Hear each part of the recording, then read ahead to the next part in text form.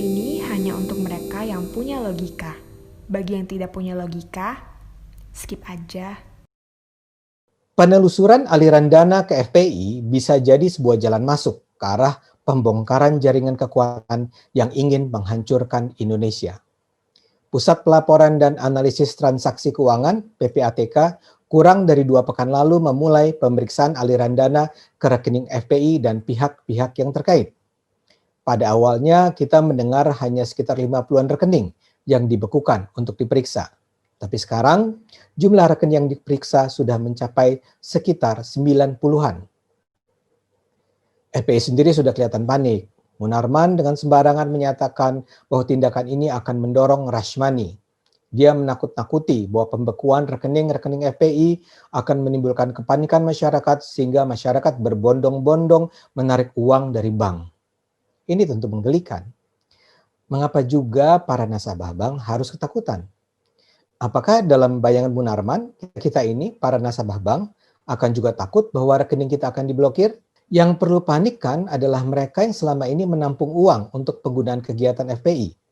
Atau yang selama ini menjadi bohir para penyandang dana cukong kegiatan FPI. Mereka layak panik. Dan kalau perlu mereka memang melarikan diri dari Indonesia. Tapi kalau masyarakat umum sih, kemungkinan besar justru bahagia. Munarman juga mengiba-iba, minta agar salah satu rekeningnya jangan sampai diblokir karena uang di rekening itu digunakan untuk mengobati ibunya. Mudah-mudahan dia jujur. Saya nggak bisa bayangkan azab yang akan ditimpakan seandainya dia bohong. Tapi yang harus diingat, PPATK itu tidak akan memblokir semua rekening yang saat ini diperiksa. Bila pemeriksaan selesai dan tidak ada indikasi bahwa rekening tersebut digunakan dalam kaitan dengan tindak pidana, tentu pemblokiran akan segera dibuka. PPATK melakukan penelusuran karena 2 hal. Pertama, karena adanya dugaan bahwa aliran dana itu datang dari sumber dana ilegal, misalnya dari pencucian uang. Kedua, karena adanya dugaan di rekening itu dana digunakan untuk membiayai kegiatan ilegal, misalnya terorisme. PPATK tidak sembarangan memblokir atau melakukan penutupan rekening. Mereka objektif dan mereka profesional. Jadi kalau memang FPI itu sebuah organisasi yang bersih, sumber dananya halal, dan penggunaannya pun untuk aktivitas yang halal, FPI nggak perlu kebakaran jenggot. Tapi justru di situ letak masalahnya. FPI menyatakan selama ini bahwa dana FPI itu dimanfaatkan untuk banyak kegiatan kemanusiaan. Membantu korban bencana, membantu kaum duafa, membangun prasarana sosial, dan lain-lain.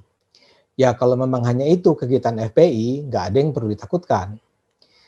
FPI juga menyatakan sumber dana mereka adalah donatur yang tergerak untuk membantu misi kemanusiaan FPI. Ya kalau memang itu, ya juga nggak ada yang perlu ditakutkan. Masalahnya kita semua bisa menduga dengan akal sehat kita. Cerita tidak sesederhana itu. Bahwa ada sampai 90 rekening FPI yang harus diperiksa menunjukkan bahwa pendanaan FPI memang tidak main-main. Artinya uang disimpan di banyak tempat yang mengindikasikan bahwa ada upaya terencana untuk mengaburkan urusan pengaliran dan penggunaan dana itu. Di masa ini urusan penyaluran dana memang tidak lagi mudah. Karena negara punya otoritas untuk memeriksa aliran dana, lazim para penyandang dana tidak mengirimkan begitu saja uang dari satu rekening bank ke rekening bank yang lain. Bisa saja dan lazim sekali uang disampaikan secara tunai. Kalau jumlahnya besar, uang tunai itu bisa diserahkan melalui satu tas besar atau ransel atau kantong plastik. Ini yang menyebabkan dalam operasi tangkap tangan KPK misalnya, koruptor diciduk saat menerima uang tunai yang disimpan di sebuah taruhlah koper misalnya. Hal serupa bisa kita bayangkan terjadi dalam kasus FPI ini. Si pemodal, si bohir menyerahkan duitnya secara cash kepada oknum tertentu yang terkait dengan FPI. Dan si oknum tertentu inilah yang kemudian menyimpan atau mengirim uangnya ke berbagai rekening milik FPI. Karena kerumitan itulah bisa dipahami mengapa ada begitu banyak rekening yang harus diperiksa. Dan masing-masing rekening sangat mungkin disamarkan. Rekening yang dinyatakan peruntukannya untuk membantu bencana alam misalnya, bisa saja digunakan untuk keperluan, ya taruhlah mendanai pernikahan Putri Rizik. Dan ini sangat mungkin dilakukan karena ketiadaan audit dan pertanggungjawaban yang transparan. Bila ini semua dilacak oleh PPATK satu persatu, baru kita nanti akan memperoleh gambaran yang sesungguhnya. Yang menjadi pusat perhatian pertama adalah siapa sih yang selama ini berada di belakang gerakan Rizik dan FPI. Rizik dan FPI adalah kekuatan raksasa yang gak mungkin bisa mengoperasikan kerja-kerja politik mereka tanpa dana. Rizik dan FPI adalah motor utama gerakan-gerakan unjuk rasa yang bisa melibatkan ratusan ribu atau bahkan jutaan orang selama berhari-hari dan tidak hanya di satu tempat. Mereka itu semua adalah gerakan 414, 212, 313, dan seterusnya, dan seterusnya. Menurut saya omong kosong bahwa itu semua melibatkan sekedar kaum muslim yang dengan semangat pengabdian pada Allah terlibat secara sukarela. Walau bukan semua, hampir pasti sebagian dari ratusan ribu orang atau konon jutaan itu dibayar. Atau kalaupun mereka nggak dapat uang amplop, ya paling nggak adalah dana logistik dan konsumsi. FPI itu adalah organisasi besar, dia punya laskar yang terlatih. Bahkan sekarang kita tahu bahwa FPI punya markas sentral kekuatan yang menempati lahan seluas 30 hektar di Megabendung. Di situ ada kompleks tempat tinggal, ada asrama, masjid, pondokan, perkebunan, ruang pertemuan, sarana olahraga. Kehidupan Rizik dan keluarga sendiri itu boros biaya. Begitu juga 3 tahun petualangan Rizik dan keluarganya di Saudi pasti butuh dana besar. Sementara di Indonesia sendiri, kampanye FPI dan Rizik sebagaimana diperlihatkan oleh ratusan ribu atau ribuan poster dan spanduk yang tersebar tidak mungkin dibiayai oleh sumbangan anggota atau dari hasil memalak restoran dan tempat hiburan malam. Itu semua butuh biaya dana yang luar biasa besar. Dan dana raksasa hanya bisa dialirkan dari lumbung-lumbung uang raksasa. Pertanyaannya siapa lumbung-lumbung itu? Selama ini sejumlah nama sudah lazim disebut. Pertama, dan ini yang paling sering terdengar, keluarga Soeharto, Cendana.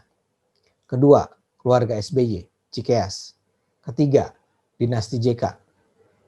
Di luar itu orang juga menyebut nama-nama seperti Gatot Nurmantio, Tommy Winata, Reza Khalid, atau bahkan kekuatan-kekuatan internasional. Tapi itu semua selama ini hanya bersifat spekulatif. Saya misalnya termasuk orang yang gak percaya bahwa SBY adalah penyandang dana Rizik. Karena memang itu sih bukan gaya politiknya. Nah, dalam konteks menghindari fitnah itulah penelusuran dana oleh PPATK jadi penting. Sebetulnya untuk bongkar siapa di belakang gerakan ini semua bisa juga digali dari Rizik sendiri. Pertanyaannya seberapa jauh dia mau dan berani bicara.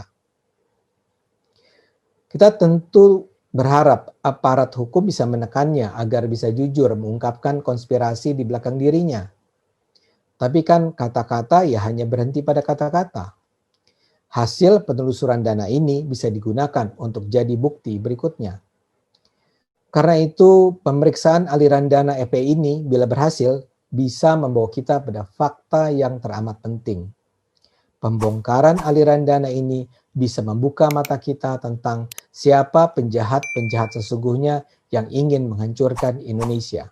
Yuk kita dukung PPATK menjalankan kerjanya. Dan kita terus gunakan akal sehat. Karena hanya dengan akal sehat, negara ini akan selamat.